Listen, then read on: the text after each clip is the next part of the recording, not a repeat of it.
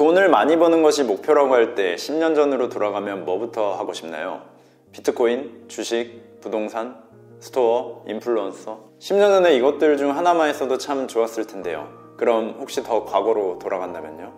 아마도 가능했다면 강남에 땅을 사지 않았을까 싶네요. 그때 강남에 작은 도로 하나만 샀다면 지금 우리 가족의 인생은 달라져 있을지도 모릅니다. 그렇다면 반대로 10년 뒤 미래에서 온 내가 현재의 나에게 야, 지금 뭐뭐 해야 돼 라고 말해준다면 뭐라고 할까요?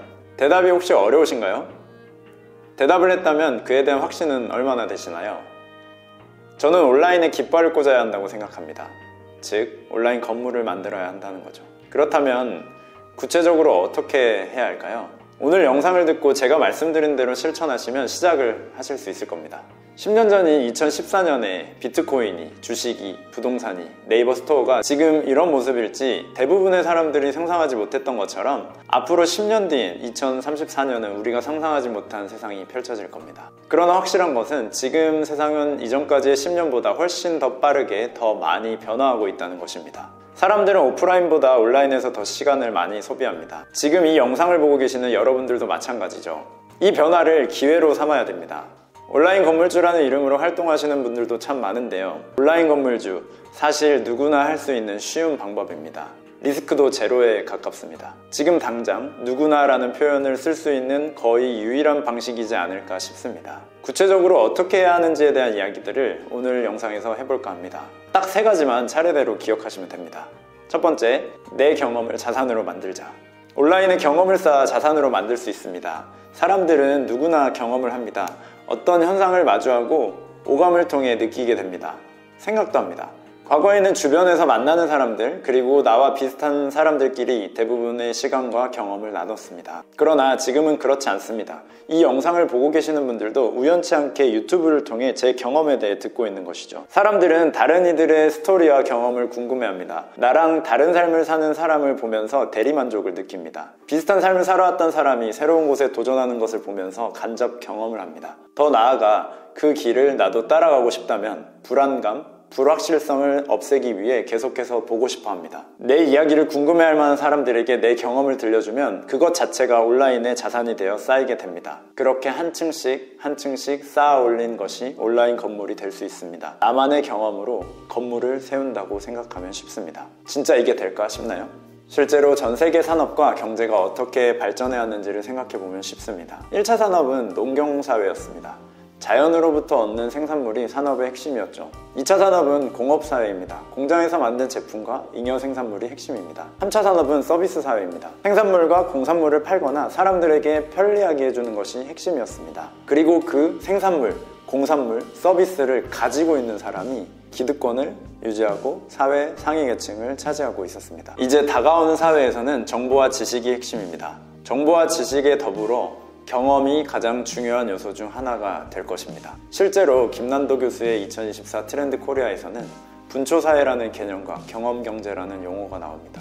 시간의 가치가 극도로 중요해지고 소유경제에서 경험경제로 넘어감을 이야기합니다. 제품에 있어서도 차별화된 경험과 서비스를 구매하는 것에 가치를 두는 것이 최근 소비 패턴의 흐름이라고 합니다. 고객 경험 자체가 상품이고 마케팅임을 강조합니다. 또한 대학원들에서 나오는 연구들도 양적 연구보다는 질적 연구를 주로 다루고 있습니다. 일반화된 패턴보다 각 상황과 조건에 따른 양상을 연구하는 질적 연구를 더 많이 하고 있는 겁니다. 우리가 하는 이 경험들, 이것들을 온라인이라는 곳에 한 층 한 층 쌓아가면 결국 건물이 돼서 내 자산이 될 것입니다. 그렇다면 구체적으로 어디에 그걸 쌓아야 할까요?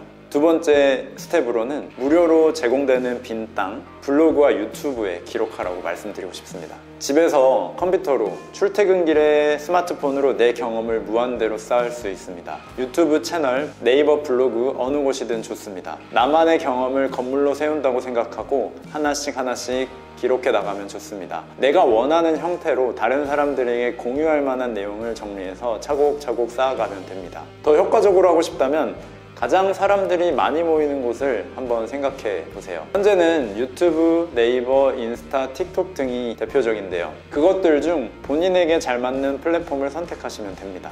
단, 그 툴의 기본적인 룰은 익히고 하시는 것이 좋습니다. 네이버 블로그를 시작부터 어떻게 잘하는지, 유튜브를 어떤 식으로 영상을 만들고 컨텐츠를 가공하는지 등과 같은 기본적인 것들은 조금만 찾아봐도 정보를 쉽게 접할 수가 있습니다. 1970년대 허허벌판이었던 강남 땅이 지금은 빈 땅이 없고 꽉 차 있는 것처럼 지금은 텅 비어있는 온라인 카테고리들이 10년 뒤, 20년 뒤에는 빽빽하게 가득 차 있을 것입니다. 이는 과거로부터 증명된 사실이기도 한데요. 네이버 블로그에서 과거부터 기록을 잘 쌓아온 최적화 블로그, 인플루언서들을 이기기가 지금은 몹시 힘듭니다. 새로 시작하는 사람들은 이들을 뛰어넘는 것은 사실상 불가능합니다. 미리 선점한 사람들은 블로그라는 이 자산을 통해 온라인에서 부를 끌어모으고 있습니다.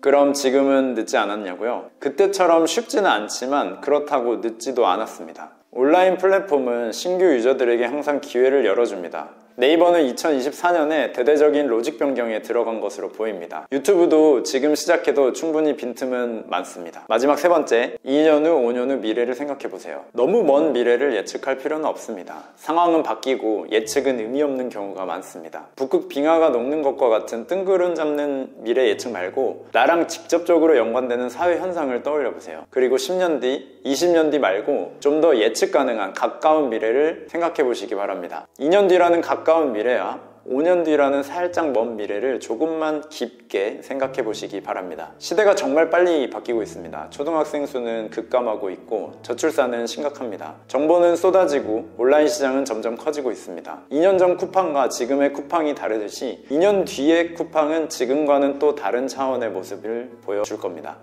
국가가, 직장이, 그리고 조직이 개인을 책임져주는 시대는 이제 저물어 갑니다. 당장 2년 뒤 유치원, 어린이집 원화가 급격하게 줄어들면 우리가 사는 동네가 어떻게 바뀌어 갈지 생각해 보시기 바랍니다. 공장에는 이미 한국인 노동자가 없어진 지 오래입니다.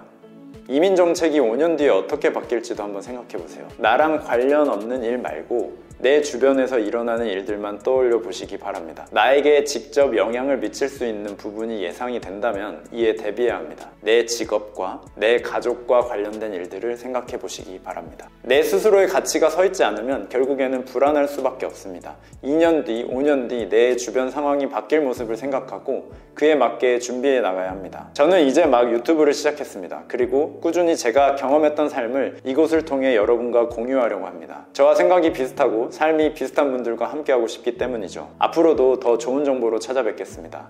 잘 시청해 주셔서 감사합니다.